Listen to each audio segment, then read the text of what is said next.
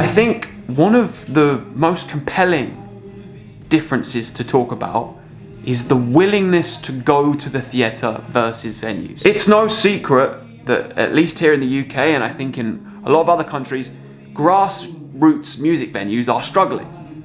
They're struggling to stay open, they're struggling to be financially viable, so they're struggling to stay afloat, and they're struggling to get people through the door. People don't really go to gigs like they used to, especially when it's unknown bands, unsigned bands they've never heard of. However, in a theatre, it's a completely different story. The amount of folks that show up to the Wonders of Our Universe show who are just like, I was curious as to what it was, I like science, so I just turned up. They've paid £20 for a ticket and maybe had their tub of little ice cream during the interval, and they're all the happier for it. It's wild because my old band, we'd struggle so much with empty venues, playing to just the sound guy or the 3 people that had heard of us in that town. Whereas the theatre still has that culture of, we're just going to take a chance on this. We like coming to our local theatre. It makes me wonder why.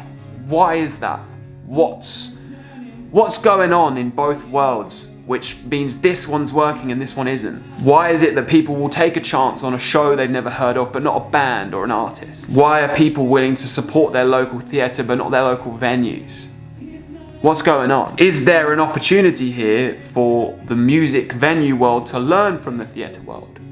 And is there an opportunity for us musicians to look more seriously into the theatre world? Is it worth putting our gigs on at venues? Maybe we should be looking to put our gigs on in a theatre capacity, and maybe taking a bit from that world, making more of a show of our live act. All things that I think are worth thinking about.